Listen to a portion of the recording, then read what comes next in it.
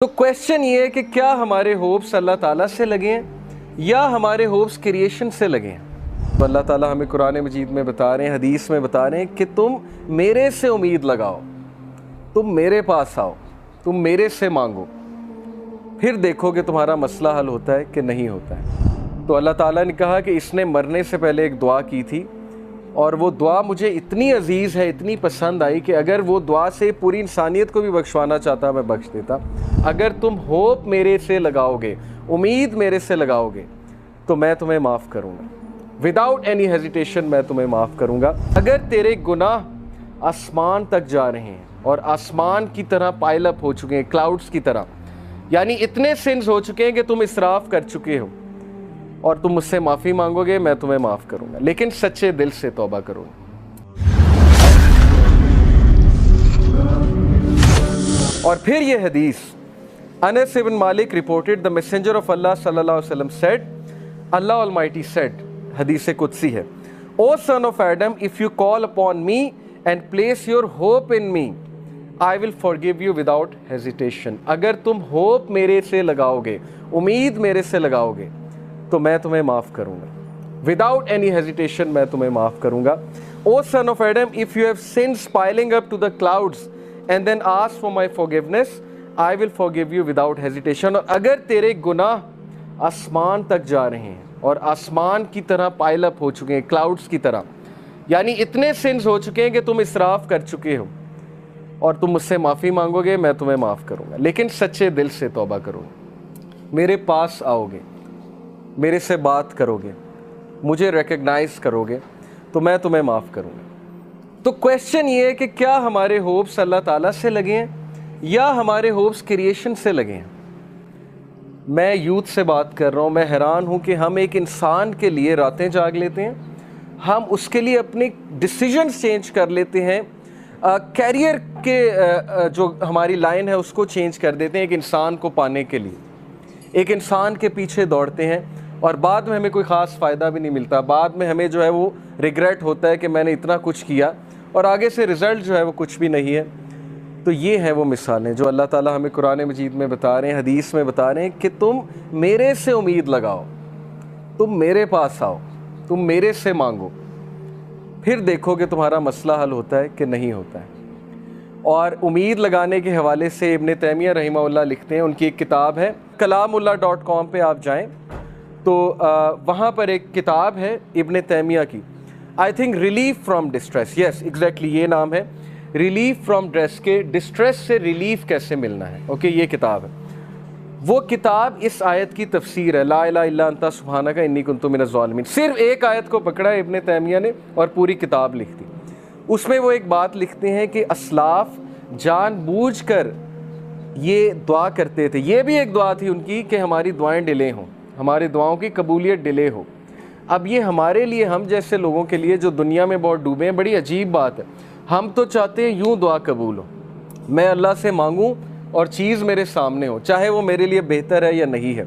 اسلاف کہتے تھے کہ ہم جان بوجھ کے وش کرتے تھے کہ دعائیں ڈیلے ہوں، کیوں؟ کیونکہ جب بندہ دعا کر رہا ہوتا ہے اس کا تعلق ہی اللہ سے اور ہوتا ہے، تو وہ اس تعلق کو انجوائے کرتے تھے کہ ہم تکلیف میں ہیں، ہم کسی ڈسٹریس میں ہیں، بس ہم دعائیں کیے جائیں، تو یہ تعلق انہیں بہت لطف دیتا تھا۔ یہ ایک بہت ہائی لیول کی بات ہے۔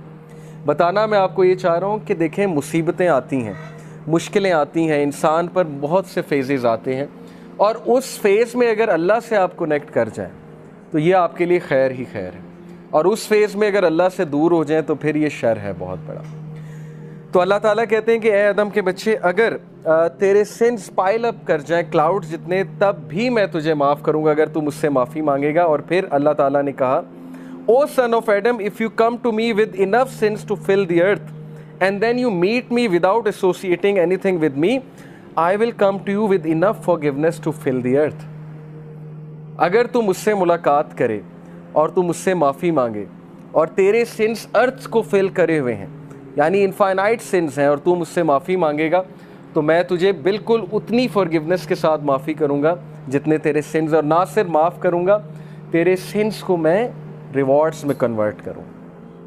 سچ از اللہ کہ نہ صرف گناہ معاف ہوئے بلکہ گناہوں کو ریوارڈز میں کنورٹ کر دیا اللہ تعالیٰ نے۔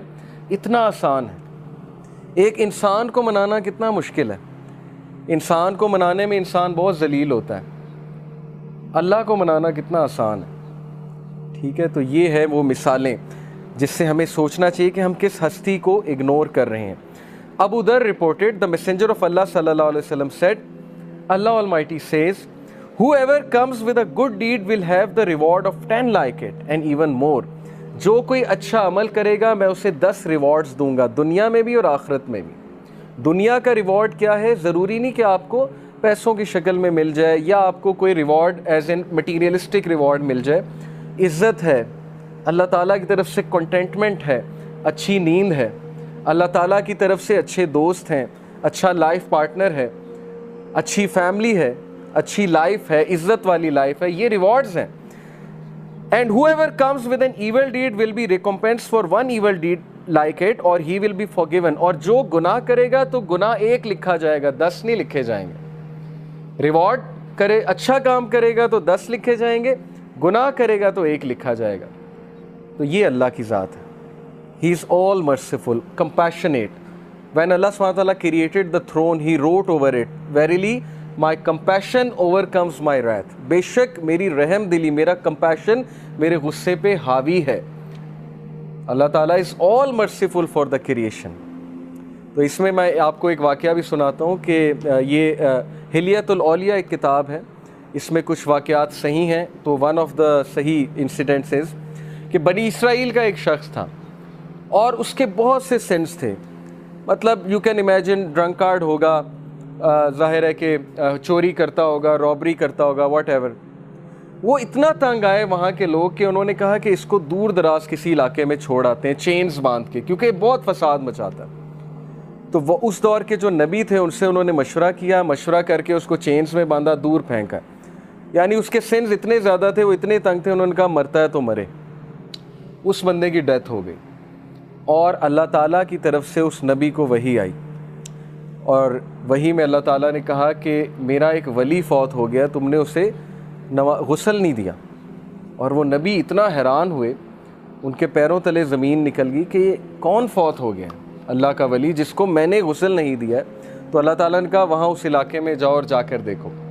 تو جب وہ وہاں پہنچے اپنی قوم کو لے کے، اتنا حیران ہوئے کہ یہ تو وہی بدکار آدمی ہے جس نے ناک میں دم کیا ہوا تھا، تو یہ شخص ولی کیسے بن گیا؟ تو اللہ تعالیٰ نے کہا کہ اس نے مرنے سے پہلے ایک دعا کی تھی، اور وہ دعا مجھے اتنی عزیز ہے، اتنی پسند آئی کہ اگر وہ دعا سے پوری انسانیت کو بھی بخشوانا چاہتا میں بخش دیتا۔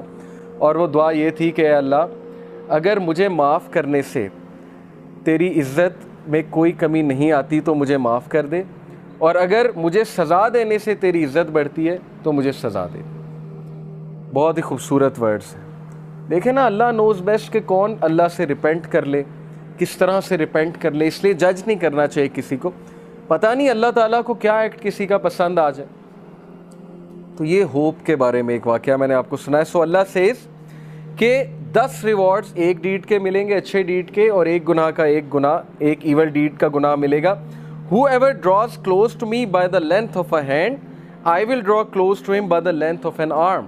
یہ میٹافورک ہے، ایگزامپل ہے۔ تم ایک ہاتھ کے ڈسٹنس سے میرے قریب آؤ گے، میں ایک آرم کے ڈسٹنس سے تمہارے قریب آؤں۔ یعنی تم ایک سٹیپ لوگے، اللہ تعالیٰ 10 سٹیپس لیں گے تمہاری طرف۔ سٹیپ لے کر تو دیکھو، ہم سٹیپ بھی نہیں لیتے۔ اور پھر کہا whoever draws close to me by the length of an arm, I will draw close to him by the length of a fathom. یعنی وہی پیرامیٹر ہے کہ جو اور قریب آئے گا میں اس کے 10 ٹائمز اور قریب آؤں گا۔ Whoever comes to me walking, I will come to him running. جو چل کر آئے گا میں دوڑ کر آؤں گا۔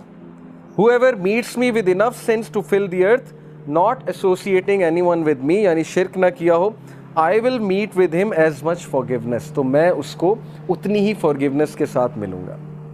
تو یہ اللہ کی ذات ہے کہ آپ ایک سٹیپ لیں گے، اللہ تعالیٰ 10 سٹیپس لیں گے۔ آپ چل کر آئیں گے، اللہ تعالیٰ دوڑ کر آئیں گے، آپ کو ویلکم کرنے آئیں گے۔ اوکے، اس لیے اللہ تعالیٰ یہ غفلت میں کبھی نہ آئیے گا، نہ ہی اس حماقت میں کبھی پڑیے گا کہ میرے گناہ بہت زیادہ ہیں، یا اب میں کیا کروں اللہ تعالیٰ کے پاس جا کے، ہر چیز تو حرام ہے، وہ حرام میں کرتا ہوں۔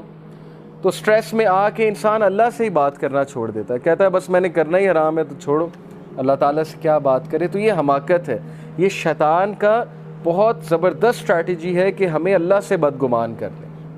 تو بدگمانی کبھی نہیں کرنی, اور وہ حدیث فالو کریں کہ رسول اللہ صلی اللہ علیہ وسلم نے جو فارمولا بتایا کہ follow an evil deed by a good deed. کوئی گناہ ہو گیا ہے, کسی کو آپ نے کوئی ظاہر ہے حقوق العباد میں کمی ہو گئی ہے, یا کوئی پرسنل سن ہو گیا ہے, اللہ کی حدود پامال ہو گئی ہیں, جو کام نہیں کرنا چاہیے تھا وہ اکیلے میں کر لیا ہے, تو ڈی موٹیویٹ نہیں ہونا, پروکریسٹینیٹ نہیں کرنا, اتنا زیادہ ریگریٹ میں نہیں چلے جانا کہ بس اب زندگی ختم ہو گئی, اب تو میں بالکل ہی بیکار ہو چکا ہوں.